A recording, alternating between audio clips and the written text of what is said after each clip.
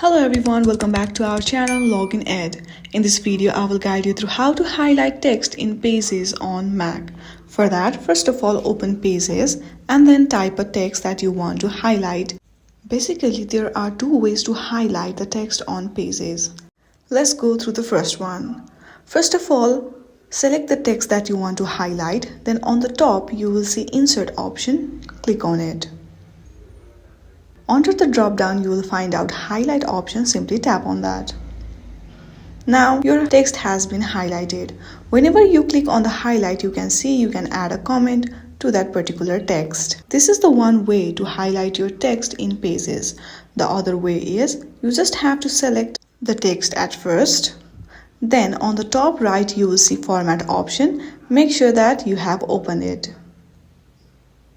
Now, under the format, you will see cog icon. Simply tap on it.